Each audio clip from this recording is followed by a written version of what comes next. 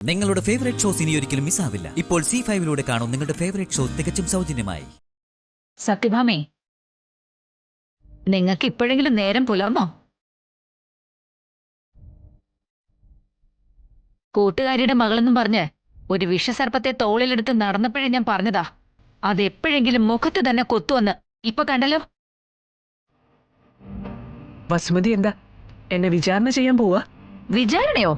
അയ്യോ, അതിനൊന്നും നമ്മളില്ലേ. സത്യഭാമയുടെ കോടതിയിലാണല്ലോ വിധിന്യായവും വിചാരണയും ഒക്കെ. നമ്മൾ ആര്? പക്ഷേ 3-4 മാസം കോമയിൽ കിടന്നത് നിങ്ങളുടെ മകള് മാത്രമല്ല സത്യഭാമേ, എന്റെ മരുമകൾ കൂടിയാ.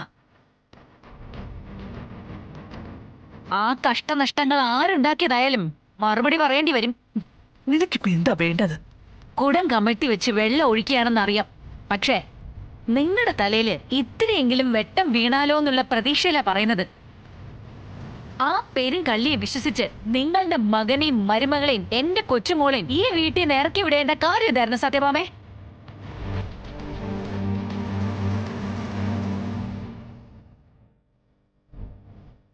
എന്നിട്ട് അവർ ചത്തോന്നൊക്കെ അറിയാനായിട്ട് നിങ്ങൾ അങ്ങോട്ട് തിരിഞ്ഞു നോക്കിയിട്ടുണ്ടോ? നിങ്ങളുടെ ഓരോ ആവശ്യങ്ങൾക്ക് അവിടോട്ട് തള്ളിക്കയറി ചെല്ലുമെന്നല്ലാതെ.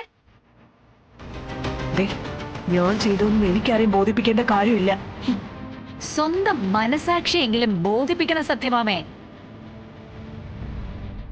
അല്ലെങ്കിൽ മരണക്കിടക്കെ പോലും മനസമാധാനം കിട്ടില്ല. ചില ചോദ്യങ്ങൾ മുന്നിൽ വന്നെന്ന് കൊഞ്ഞനം കുത്തും.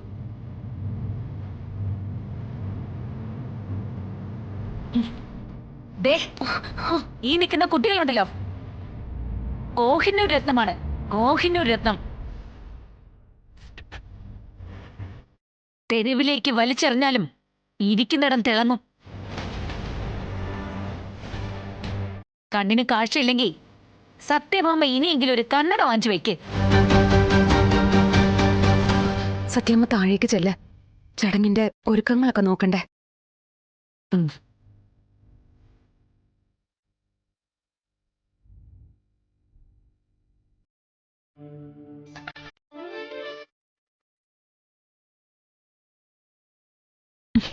നീ എന്തിനാടി അവരെ അങ്ങനെ രക്ഷപ്പെടുത്തി വിട്ടത്? എനിക്ക് അവരെ ഇവിടെ നിർത്തി തൊലി ഒരിക്കണമായിരുന്നു. പോട്ടെ, എത്രയായാലും എന്റെ വിഷ്ണുവേട്ടന്റെ അമ്മയല്ലേ. ആ, അങ്ങനെ ഒരു വിചാരം നിനക്കുണ്ടെങ്കിലേ പഴയതെല്ലാം മറക്കാൻ നിങ്ങൾ കൂടി തയ്യാറാവണം. കഴിഞ്ഞതൊക്കെ വിട്ടേക്ക് മക്കളെ.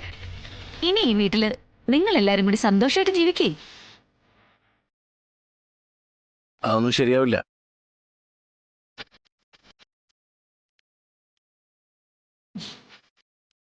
അതെന്താ? നിന്റെ അമ്മ സത്യങ്ങളൊക്കെ തിരിച്ചറിഞ്ഞു തുടങ്ങിയില്ലേ? അതല്ലല്ലോ കാര്യം. ഞങ്ങൾ അനുഭവിച്ചൊക്കെ അങ്ങനെ എളുപ്പം മറക്കാനൊന്നും പറ്റില്ലല്ലോ. അപ്പോ ഈ ചടങ്ങ് കഴിഞ്ഞ് നിങ്ങൾ തിരിച്ചു പോകുന്നാണോ?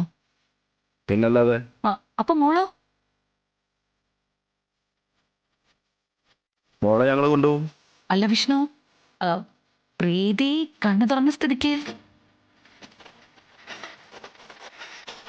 ഡൗൺലോഡ് ചെയ്യൂ C5 ആപ്പ്. കാണൂ എല്ലാ എപ്പിസോഡുകളും സൗജന്യമായി.